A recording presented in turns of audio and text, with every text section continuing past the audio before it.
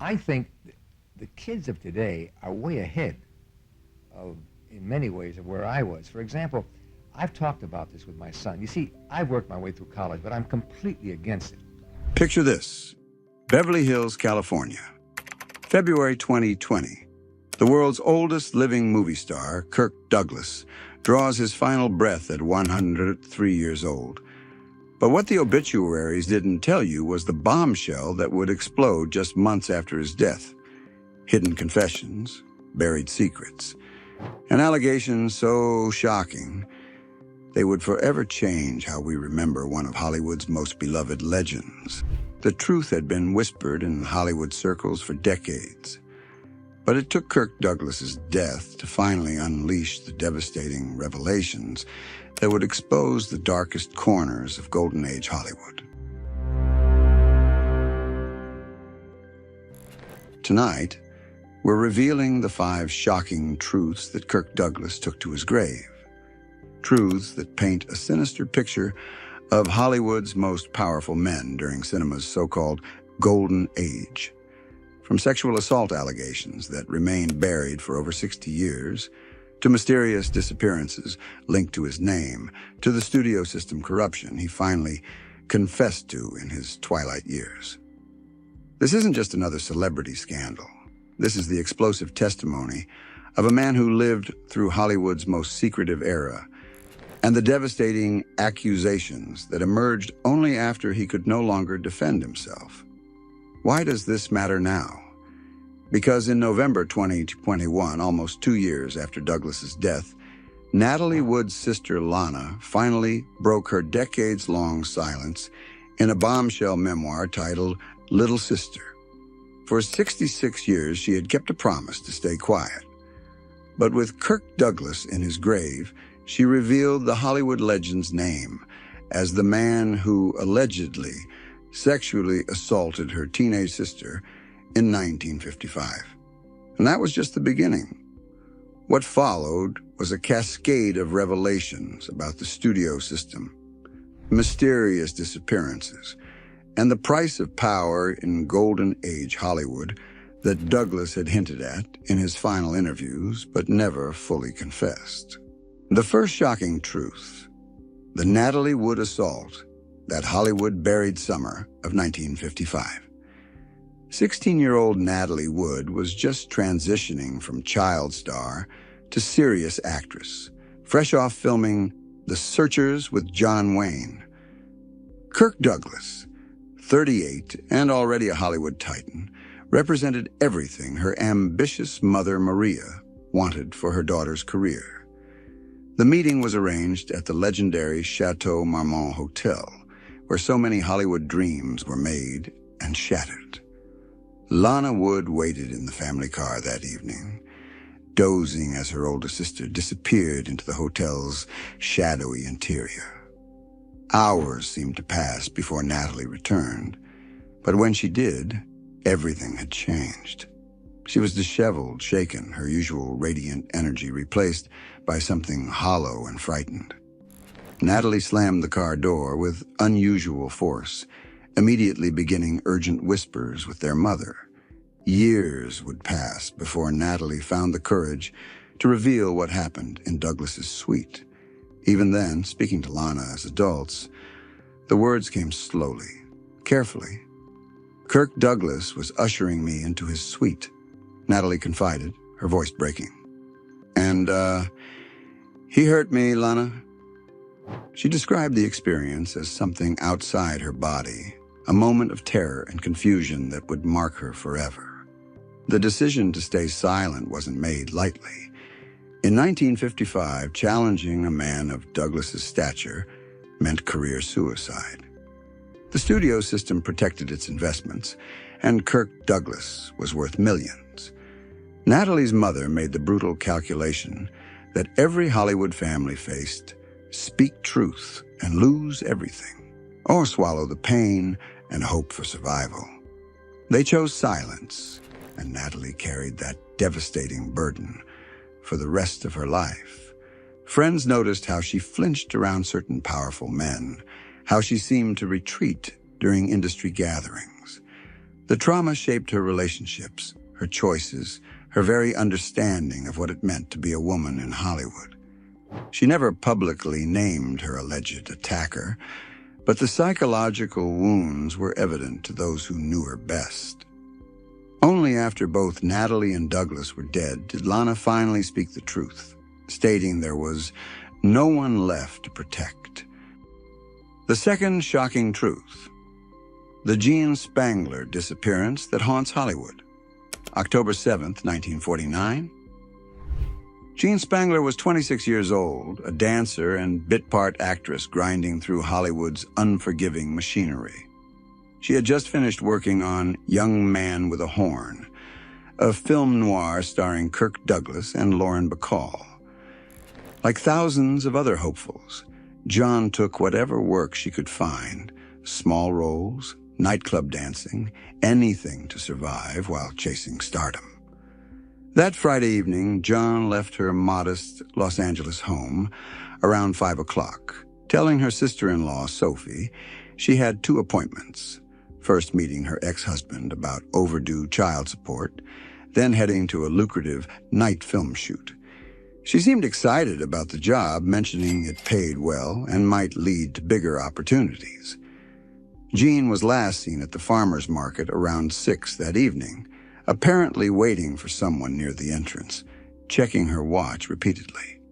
She never came home. Her 5-year-old daughter waited past midnight, asking again and again when Mommy would return. By Sunday, when John had missed multiple shifts at her regular nightclub job, her family knew something was terribly wrong. But in 1949, missing persons cases involving struggling actresses weren't high priority for police. 2 days after Jean's disappearance, hikers in Griffith Park made a chilling discovery. Jean's handbag lay torn and abandoned in a remote area, its contents scattered among the brush. Inside, investigators found something that would send shockwaves through Hollywood's elite circles. A handwritten note reading, "Kirk, can't wait any longer. Going to see Dr. Scott. It will work best this way while Mother is away." The note immediately pointed suspicion toward Kirk Douglas. When detectives arrived at his Beverly Hills home for questioning, Douglas initially claimed he had never heard of Gene Spangler. But when confronted with production records proving they had worked together, he changed his story. He admitted to having talked and kidded around with her a bit on set, but insisted their relationship was purely professional. The investigation revealed disturbing details. Jean had been 3 months pregnant when she vanished. Friends told police she had been involved in a secret affair with someone she described as very important in Hollywood. She had spoken about needing to take care of a problem and mentioned finding a doctor who could help her. In 1949, abortion was illegal in California, but underground networks existed for desperate women willing to risk their lives. The mysterious Dr. Scott was never identified. Police theorized it was code for a back-alley abortionist, but no medical professional came forward. Some investigators suspected the note might have been forged or planted to misdirect them. Despite circumstantial evidence and Douglas's name in the note, the case quickly went cold. His powerful studio, Warner Brothers, reportedly pressured investigators to keep things quiet. Douglas hired expensive lawyers who limited his cooperation with detectives. Jean's body was never found. Her daughter grew up without answers. For decades, Hollywood insiders whispered about the case in private gatherings. Some believed Douglas knew far more than he revealed. Others suspected a cover-up reaching the industry's highest levels. The truth died with those who might have known it. But questions lingered like ghosts in Hollywood's collective memory. The third shocking truth: Douglas's confession about studio system corruption. As Douglas aged into his 70s and 80s, he began revealing glimpses of the corrupt machinery that had protected him and others throughout their careers. In candid interviews, Douglas described a studio system that operated like an organized crime syndicate. The major studios didn't just make movies. They controlled lives, destroyed reputations, and maintained armies of fixers whose job was making problems disappear. These fixers were Hollywood's shadow operators, specialists in bribing police, intimidating witnesses, and manufacturing alibis for valuable stars. They planted stories in gossip columns to discredit accusers, paid off victims' families to ensure silence, and sometimes made problems disappear permanently. Douglas witnessed this machinery firsthand and, by his own admission, benefited from its protection throughout his career.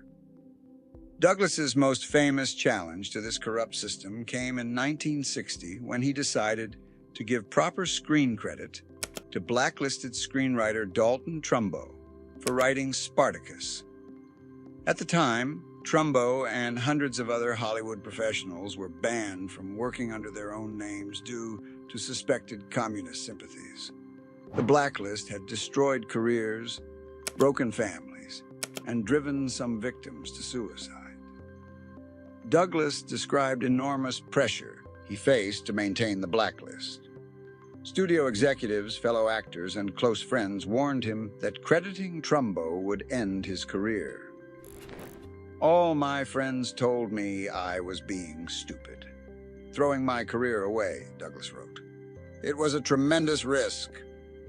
The decision required putting his own money on the line as studios threatened to withdraw financial support. But Douglas's act of rebellion came with darker context he only began revealing in final years. He admitted his willingness to challenge the blacklist stemmed partly from guilt over complicity in other injustices. The same system that protected him during the John Spangler investigation and other scandals was destroying innocent people for political beliefs. His stand on Spartacus wasn't just about artistic integrity. It was attempting to balance scales weighted in his favor too long. In interviews during his final decades, Douglas became increasingly frank about the culture of predatory behavior flourishing under studio protection. He described parties where each powerful men openly discussed their conquests among young actresses, treating sexual exploitation as a perk of success. He admitted the system enabled and covered up behavior that would be criminal in any other context, creating an environment where assault and abuse were routine hazards of working in Hollywood. These revelations took on sinister new meaning when viewed alongside allegations emerging after his death. Douglas's confessions about studio corruption provided crucial context for understanding how alleged crimes could remain hidden for decades. The same machinery protecting him from the Spangler investigation would have easily covered up other incidents, silencing victims and intimidating potential witnesses. The fourth, shocking truth. Douglas's confession about his family destruction. Douglas's late-life revelations weren't limited to Hollywood's corruption. They extended to devastating admissions about his personal failures as husband and father. In his brutally honest 1988 memoir, The Ragged Man's Son, Douglas wrote with painful candor about his inability to remain faithful to either of his wives, describing his sexual appetite as out of control. Douglas married twice, first to actress Diana Dill in 1943, then to publicist Ann Bidens in 1954. Both marriages were marked by his serial infidelity, a pattern he would only acknowledge honestly in his final memoirs. While Diana was home caring for their sons, Michael and Joel, Douglas conducted affairs with co-stars, agents, and virtually any woman who caught his interest. He wrote about being simultaneously engaged to Italian actress Pier Angeli while involved with his female agent and carrying on with a French woman he'd met in Europe. His infidelities weren't casual flings, but extended relationships paralleling his official commitments. Diana learned about many affairs, leading to explosive confrontations Douglas described as hurricanes, tearing through their household. The children witnessed these battles, creating an atmosphere of tension and uncertainty marking their formative years. When Douglas married Ann Bidens in 1954, he promised both her and himself that he would change. But the pattern continued. Anne, more sophisticated than his first wife, seemed to accept his infidelities as the price of being married to a major star. She maintained dignity and their public image while Douglas continued his conquests, creating a marriage that looked perfect from outside but was hollow at its core. The emotional cost to his children was severe and lasting. Michael Douglas later described his father as essentially absent during childhood, physically present but emotionally unavailable. Career definitely went first before family, Michael said after his father's death. He just wasn't there in the beginning. Douglas missed birthdays, school events, and milestones, always chasing the next role or conquest. The cycle of emotional damage didn't end with Douglas's generation. Michael repeated many of his father's mistakes with his own son, Cameron, who struggled with drug addiction and spent years in federal prison. The family dysfunction became a public spectacle, with tabloids documenting each crisis. Kirk Douglas lived to see his grandson's struggles and admitted that patterns of neglect and emotional unavailability had poisoned multiple generations. Douglas traced these destructive patterns to his traumatic childhood. Born Isur Danielovich in Amsterdam, New York, he grew up in crushing poverty with an abusive, alcoholic father who regularly beat him and his siblings. His mother worked multiple jobs while his father drank away their meager earnings. Douglas learned early that survival meant emotional detachment and ruthless ambition. But understanding the source didn't excuse the consequences. Douglas admitted in later writings that his children paid the price for his inability to break the cycle of dysfunction. He had promised himself he'd never ignore his children, like his father ignored him. But career ambition and personal demons proved stronger than good intentions. The fifth, shocking truth. Douglas's final confession about his true nature. The most devastating revelations came in Douglas's final years, as mortality and physical frailty stripped away the last vestiges of his carefully constructed public image. A near-fatal helicopter crash in 1991, followed by a massive stroke in 1996, seemed to unlock a need for brutal honesty about who he really was beneath the legend. In Let's Face It, 90 Years of Living, Loving, and Learning, published when he was 90, Douglas made startling admissions about his character and motivations. He acknowledged that many people only stayed in his orbit because of his wealth and status, not because they genuinely liked him as a person. He wrote about being fundamentally selfish, controlling, and often cruel to those around him, using his power to punish perceived slights and reward loyalty. These confessions revealed a man who had spent decades playing a role: the heroic leading man, devoted family patriarch, generous philanthropist. Douglas admitted that much of his public persona was carefully calculated theater designed to mask his true nature. His charitable giving, his religious conversion to Judaism, even his decision to break the Hollywood blacklist, all could be viewed as attempts to purchase redemption for a lifetime of selfish choices. The helicopter crash, nearly killing him in 1991, became a turning point in Douglas's self-reflection. He had been piloting the aircraft when it collided with a small plane, killing 2 people and leaving Douglas with severe back injuries. The accident forced him to confront mortality and the possibility he might die with sins unconfessed. He began therapy, started writing more honestly about his past, and embarked on what appeared to be genuine effort at atonement. But even these redemption efforts carried a selfish tinge. Douglas seemed more concerned with his own peace of mind than making amends to those he'd hurt. His confessions were safely contained within books and interviews that burnished his reputation as a complex, fascinating figure, rather than exposing him to real consequences. He could admit being a terrible husband and father without facing divorce or estrangement, because admissions came decades after damage was done. The stroke impairing his speech in 1996 further isolated Douglas from the world, but also freed him from obligation to maintain his public image. With his ability to work effectively ended, he could finally speak honestly about the industry that made him wealthy and famous. He described Hollywood as fundamentally corrupt, built on exploitation of the vulnerable and protection of the powerful. He admitted his own success was purchased partly through complicity with this system. These late-life revelations took on sinister, new meaning when Natalie Wood allegations surfaced after his death. Douglas had lived with knowledge of what he'd allegedly done for over 60 years.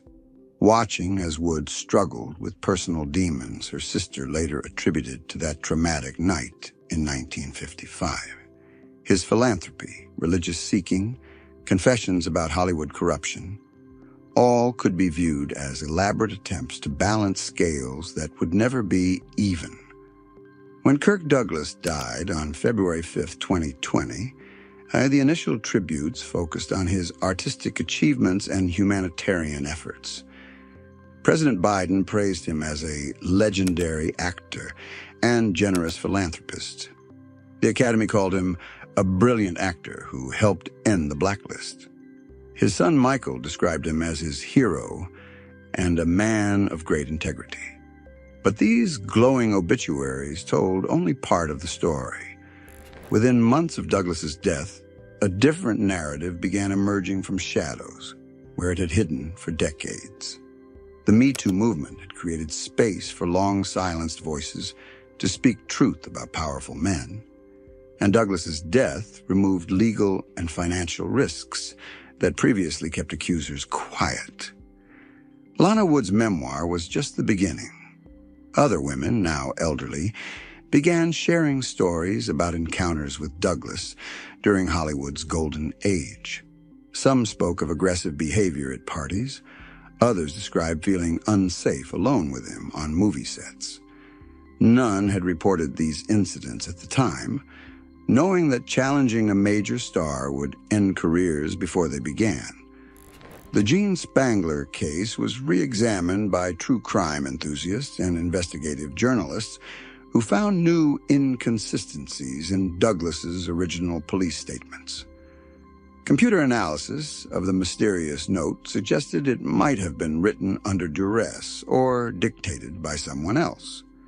The timing of her disappearance, just days after completing work on Douglas's film, seemed too coincidental to ignore.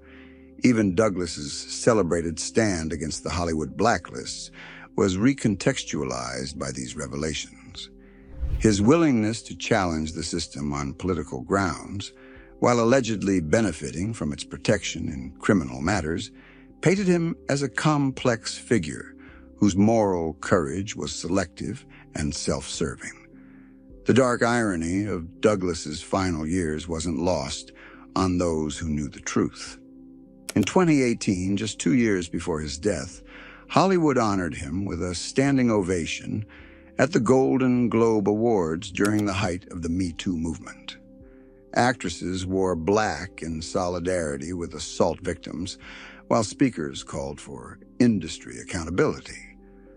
Douglas, then a 101, smiled and waved from his wheelchair as the audience applauded, apparently unaware they were celebrating a man whose alleged crimes embodied everything the movement fought against.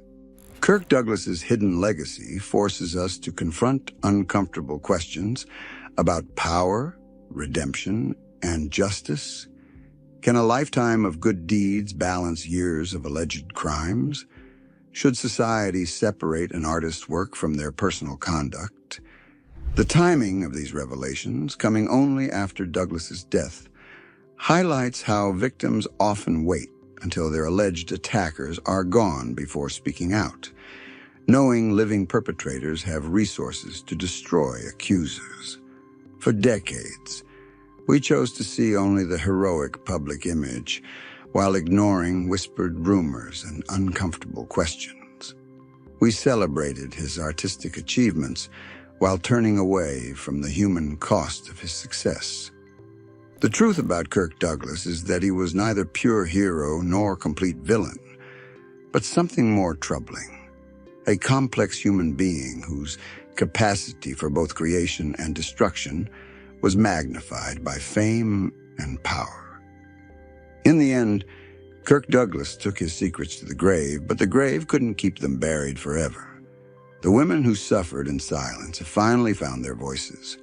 The questions that were suppressed have demanded answers. The legend has been confronted with the man behind it, and both must now coexist in our collective memory. What do you think about these shocking revelations?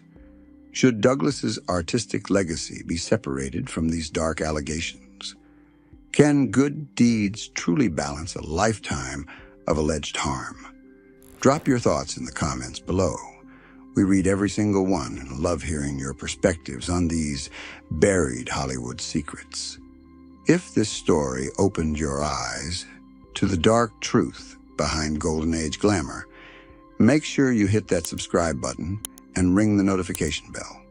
We're Vintage Vault, where Hollywood's most buried secrets finally surface, and we're just getting started, exposing the legends who aren't what they seem. Next week, we're diving even deeper into Hollywood's vault of secrets with the 7 studio bosses who covered up murder to protect their biggest stars. Trust me, what we've uncovered will shock you to your core. These aren't just rumors. These are documented cover-ups that went all the way to the top of Hollywood's power structure. Until then, remember, in Hollywood's so-called Golden Age, every legend casts a shadow, and some shadows hide truths too dark to imagine. This is Vintage Vault, and we'll keep digging until every buried secret sees the light.